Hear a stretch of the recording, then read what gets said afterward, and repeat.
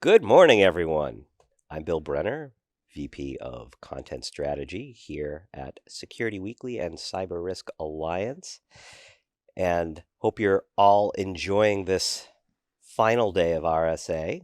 I am delighted to be here with an old friend, Brandon Williams, VP of IAM Strategy at Ping Identity. So, welcome. Good to Thank you. see you. Absolutely, yeah. So, how's it going for you this week so far? Talk about, what are your customers telling you? What are your, in terms of insights? Yeah. So I think, you kicked it off by this is the last day. Hmm. And I'm sitting here a little bit self-conscious because I've got these casual shoes on because it's the only way your last day you can make it through, right? That's true. Walking through the floor, done with the dress shoes. So I would say it's been a real blessing to see everybody again in person and be able Hmm. to have meetings in a place where, the people that you want to talk to are you're connected with, right? I'm looking forward to walking the show. I've only sort of been through a couple times. So I'm curious to see some of the big problems that we're continuing to see. How are people solving them? Are they still solvable? Or is it still the buzzword bingo that we sometimes see in some of the places down there? But I'm looking forward to having a few meaningful conversations down there. And you've just set it up perfectly because my question is was inevitably going to go towards the world according to Brandon. Sure. As you walk around and doing what Ping does.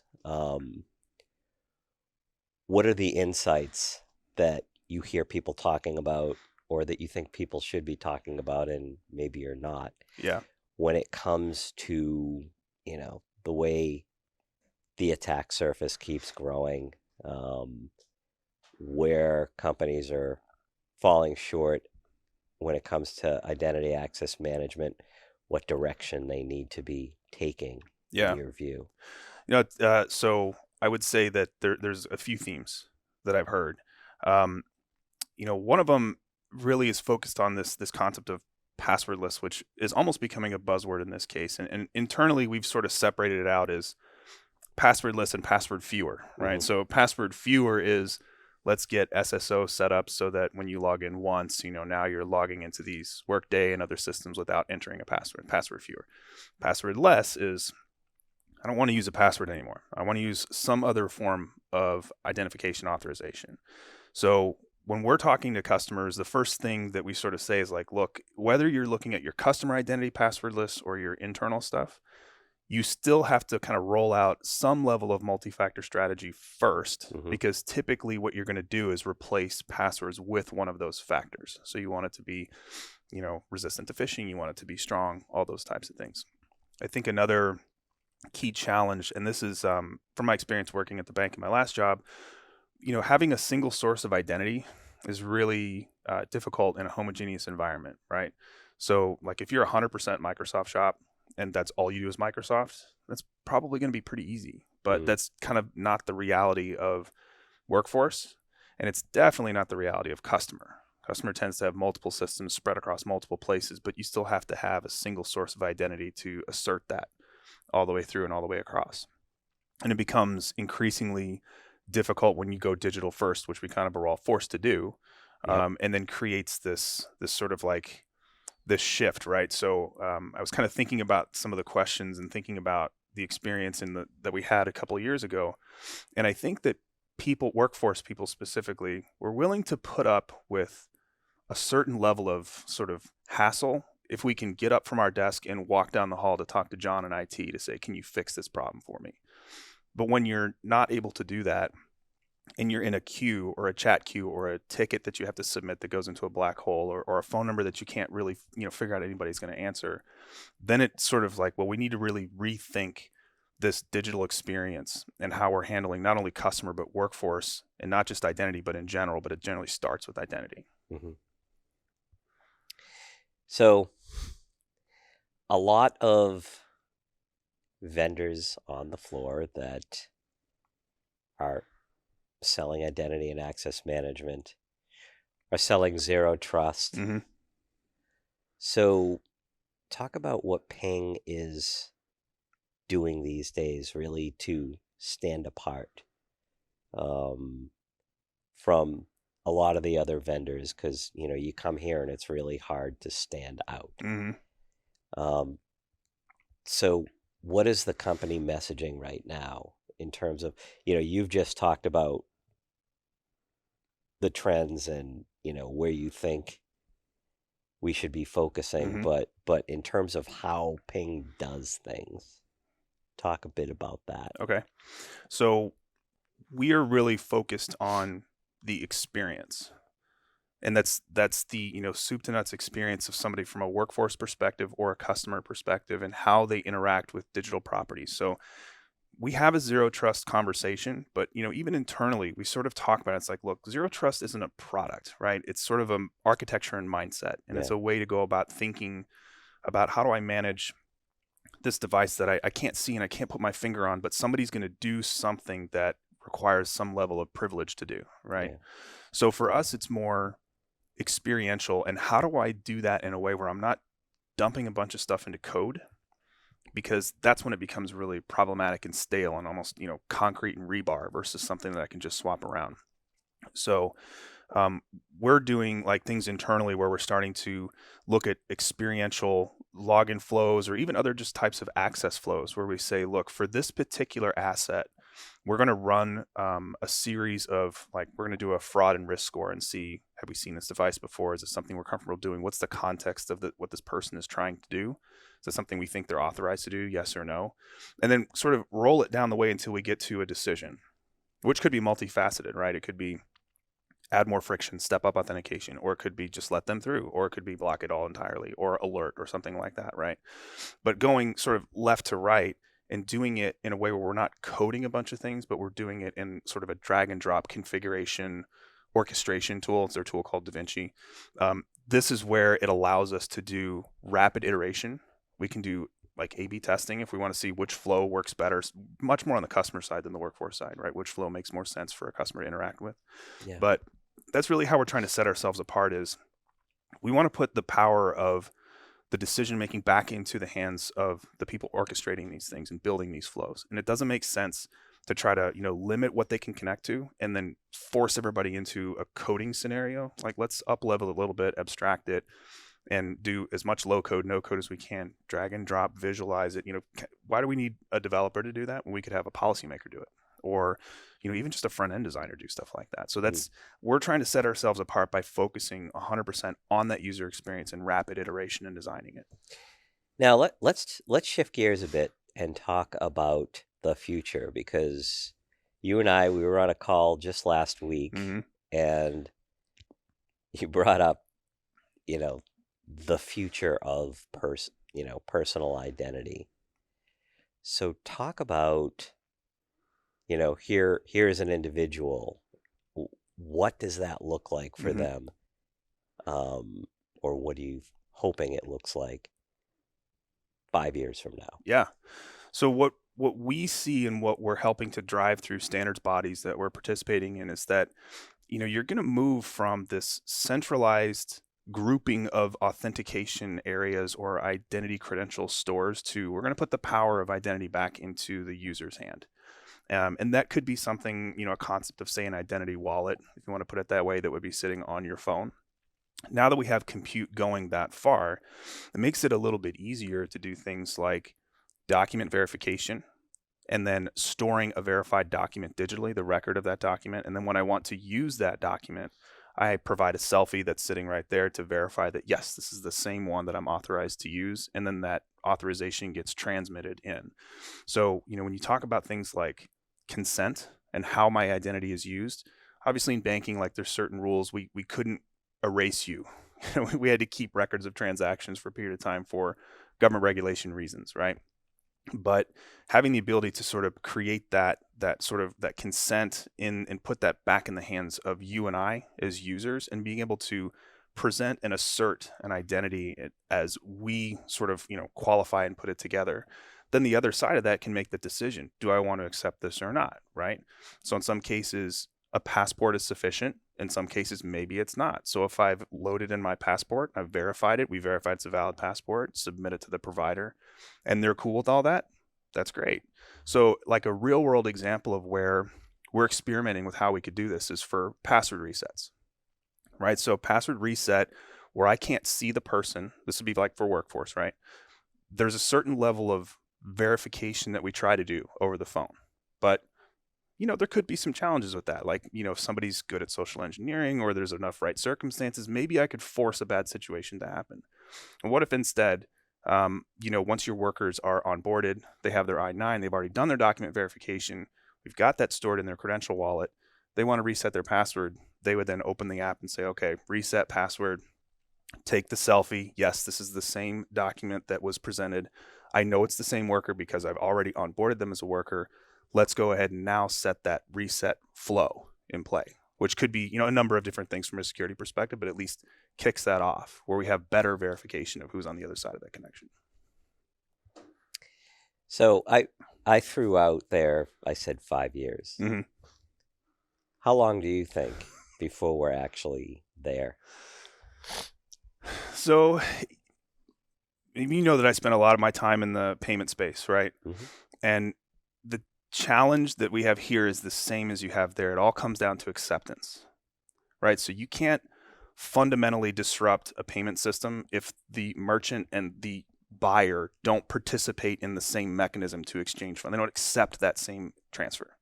So I have a feeling that some of the credential stores will start to shift that way sooner rather than later. But if we're talking about 100% being able to use that, we're always going to have folks that, resist change to technology or are uncomfortable with the privacy, implications of doing something like that. So I don't think we can say we're going to be uniformly one way anyway, but I can tell you that we're using this technology today to do verification. A great example of that would be automating online account opening for a bank. So those documents, government documents, have to be validated. Well, now we're doing that with a credential wallet so that you don't have to have a person on the other side. We verify it and it's good to go, right? So 5 years, who knows? A lot can happen in 5 years. Go back 5 years and look at what's changed. It's been quite a bit, right? So optimistically, I think we could see some good adoption. We really want to see good adoption because we think that it's going to be driven by people demanding to retain or regain control over those identities and then being able to assert and make friction lower when I'm trying to interact with new people. Like, I'm already a verified person. I've got all this documentation to show that. Let me just send this to you so that you can accept it and move on. Mm-hmm. Well, hopefully we're sitting here a year from now. Well, I don't know if RSA is going back to February next year. Well, we could pick any number of April, years. I think. Yes. But yeah, we'll have to revisit this conversation Absolutely. in a year and see how we're doing. But we're up on our time, but I would invite everybody to stay tuned because we will have more broadcasting as the day commences. Welcome back to RSA Conference 2022. It's the last day. We're still live at the Marriott Marquis, but it is day 4. I'm your host, Matt Alderman. Joining me for this interview segment is Mark St. John. He is Senior Vice President of Product at LookingGlass Cyber. Mark, welcome. Oh, glad to be here. So you want to talk about attack surface monitoring. We've been already having this chat on the side as we were getting ready for this segment. Let's start with the foundation of why did you decide to go down the path of attack surface monitoring? I've seen lots of vendors entering this space. Mm-hmm. And what problem or challenge did you see, and why did you start to build out this capability? Well, for me, I have a background in incident response. So the big driver for me was always going on site in an incident with highly skilled engineers and people telling us, we don't know how they got in. It must have been somebody insanely sophisticated. And then come to find out it was always a server left in a closet, a DNS record pointing somewhere that was old that they didn't realize was still active. Just little basic things of hygiene, that didn't keep up with, keeping up shop. So we said, how can we help people keep track of this ongoing? Sure, there's inventory management systems, but a lot of times those require a lot of heavy lifting and their own teams. And how can we discover and sort of take away and simulate a little bit what the attackers are doing at the reconnaissance phase and get rid of the targets of opportunity and sort of the low-hanging fruits and start there, give them a baseline, do that every day, and then expand the capabilities out and merge in some other things like threat intelligence and other bits of context that they can use to keep the storefront clean. Yeah, and we've seen it touches a lot of adjacency markets, right? You've got the asset management players, Axonius, Jupiter One, et cetera, going after the asset side of this. Yep. You have breach and attack simulation vendors doing some shifts, some of the automated pen testing companies moving here. So I've seen lots of different adjacencies. When you think about how these pieces fit together, what are some of the foundational elements of an attack surface monitoring capability? Because I think when you see all this stuff and you say, yes, I'm going to discover your assets, the distinctive answer is, oh, I got a asset management system. I don't need it, right? Yep. But we know that's not true. Yep. Well, we probably, yes, they have one, but it's probably not up to date, right? Yep. And so what are some of those fundamental elements of an attack surface monitoring capability? Well, the fundamental elements to me is starting outside in. So Okay. you get the attacker viewpoint at all times, and then your basic, your ASNs, your networks, domains, all the software that you can enumerate, all the way through the web stacks, all your JavaScript libraries, and then repeatedly doing those, and then of course mixing in a little cloud thing, your cloud storage buckets, common configuration things, default configurations, looking for really anything that can be mitigated that you can sort of take off the board from an attacker. And to me, those are the fundamentals. And then you can layer on all of the different, either threat intelligence, or you can use it as, the automated red teaming, which I think is a wonderful, utility of it as well. But that's the table stakes. Once you have that data, then you can start getting more creative. But those are really the starting points. Yeah, so I discover all my assets. There's a couple different ways to do this. So I'm curious how you do it. Understand where those external exposures are. The next question is going to be, how do I correlate to the inside of the network, right? So let's start with, the approach to identify assets of the attack surface, and then let's go in. What do I need to correlate on the inside to understand the relationship between what you're seeing externally and what you're seeing internally? Because sometimes that's a different view. It's a much different view. And internally, you can start piecing together you can reuse your inventory management systems. You can use Active Directory. You can use any of your authentication mechanisms. And even from there, you can move to another part of attack surface, getting into identity management as well. Moving back to intelligence, finding compromised credentials and getting those off the table. But, some people are using, network detection. You see products like Rumble out there using ARP to detect. You see people out there with scanners and agents, sometimes leveraging their EDR tooling as well for the inventory. So there's a lot of different ways to generate that data into a sort of single catalog as well. Got it. And then are you doing external scans to find that external footprint? Yes. Yeah. Yep. So you're scanning. Are you scanning the whole internet, or are you scanning customers' known domains? Right. There's a variation here. we do both. We do the entire internet. Utilize that type of data for helping third-party risk and supply chain type of attack surface. Right. But for individual customers who want to do their organization, their domain, we do a much more, almost like an X-Acto knife approach. Enumerate all the domains, subdomains, all your security certificates, all your registrar information, find any other info they've gotten, and then start your continuous scanning. Get your headless web browsers out. You throw different user agents at it, try to get all the different software libraries back, and then keep doing that over and over. Yeah, it reminds me of the early days of vuln management, where you used Nmap to go map the network. Yep. And then once I knew what the assets were, then I could go out and do a vulnerability scan. It sounds kind of similar, Very right? similar. Yeah. Very similar. And I'm glad you brought that up, because it's a lot of people use attack surface management as a way to feed their vulnerability management program. Finding new assets, helping discover where they may or may not have the scanning capability pointed at, and then also fine tuning. Building a catalog of this a web asset, using a web scanner against it versus a different scanner. Maybe even saving a little money on how they're utilizing their vulnerability tools. Maybe they're a little overzealous and just pointing it at wide networks. So I see it definitely as a way to feed vulnerability management. Got it. So as I think about use cases here, I identify, I'll call it a risk instead of a threat, okay, for a second. I've identified some risk based on my attack surface. The next evolution is, what do I do about it? So does this tie into incident response capabilities at LookingGlass Cyber? Is it SOAR workplace? Because somebody's got to go clean this up, right? Somebody's got to go change the configuration, remove the malware, whatever it is, right? It's all about the response side of the equation, right? And we've seen a lot of vendors go down the path of detection. They have great detections. but I need to make it actionable, and I need to help the customers make that action. And we've seen the evolution of SIM and SOAR, and now XDR, and all the buzz terms around it. And oh my gosh, my head spins. But what are those actions as you identify this data, and then how do you orchestrate those? Yeah, so I think the first action, the biggest one for me, is being able to answer questions. The big question of, now that we live in the era of the vulnerabilities and the exploits that seem to have their own marketing team, and it generates a huge hype. So you'll have a CISO say, "I need to know what I'm doing about the next, sneaky dragon." I'm just making that up, right?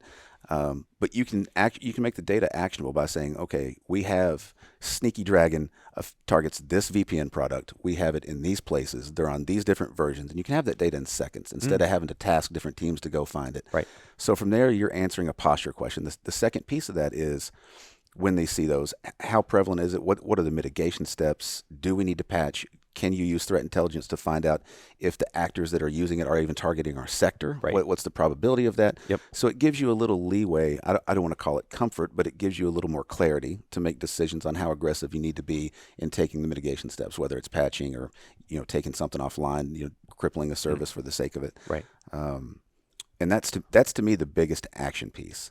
How it fits into detection, I don't really see those two overlaying a bit unless you're using that threat intelligence data, feeding your your sensors, your EDR, your XDR type of things. Doesn't really play so much in with attack surface management to me, other than using the data, the discovered asset data, to make sure that you have your tooling there, to make sure you have your XDR. Make sure you have your EDR running. Yep. Integrate the data into my SIM source /XDR, whatever that product's going to look like for you, so that you can then assign either a forensics or a remediation activity out of it, right? Yeah, because that is really the next step. Yep. Because as I talk to vendors in this space, it's always about, now what? I have the data, but now what? And when you think about Costa Rica for a second, right, and in the challenges they've struggled with, it's a lot of work when you don't have visibility into the data.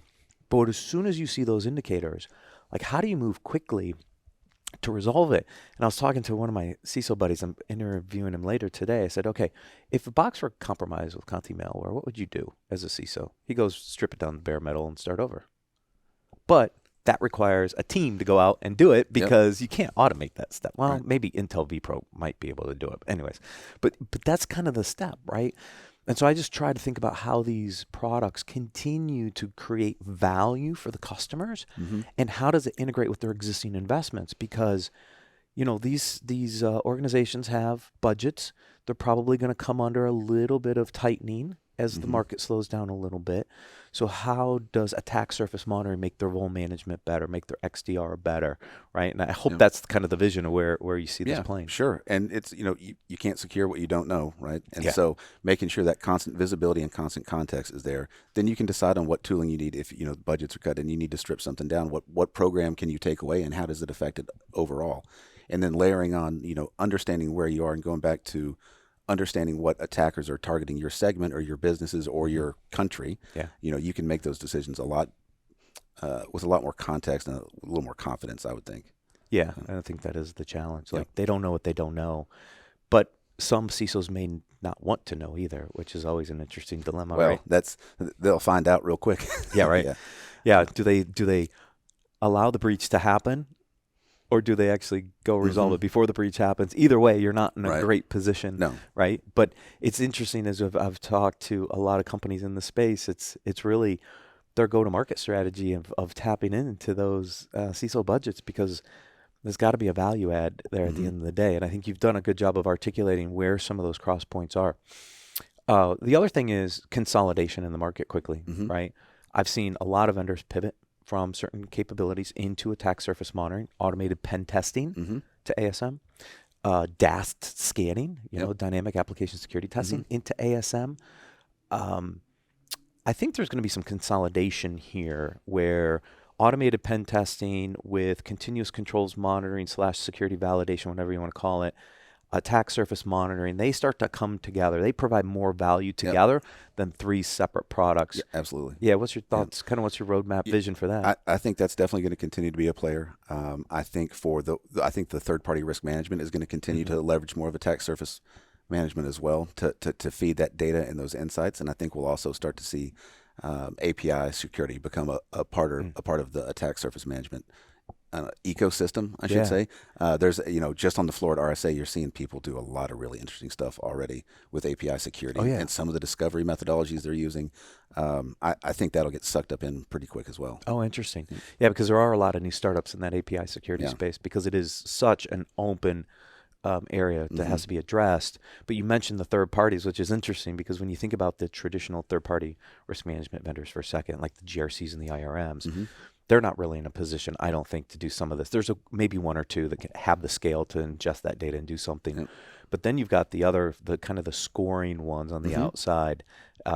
My guess is there is some integration there as well, just because as they're out looking at third parties, how is it influencing their scorecards and their risk models for that? So again, there's some interesting adjacencies in this space. Yep. And some of those more scoring model ones, they do a great job of giving you, the score, right?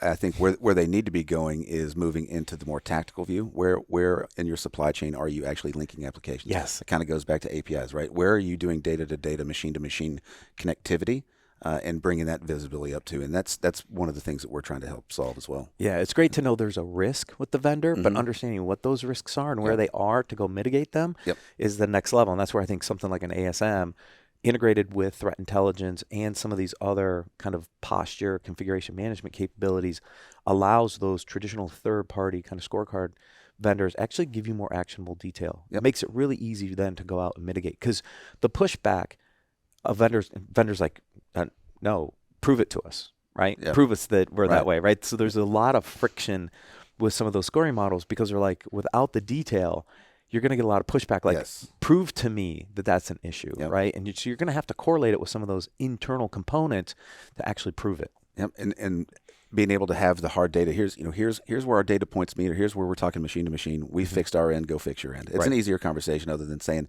hey, you're a 97 or you're a B minus. We need you to be an A. How do you make that score move? So given the data, giving them a point to move with that's mutual. We've done our part, you do yours. And I think that's what helps with that tactical part. Awesome. Mark, it was great having a conversation today. Thank you for appreciate joining it. us. If anybody wants to learn more, please visit securityweekly.com/LookingGlass. Stay tuned. We have a few more interviews left for today.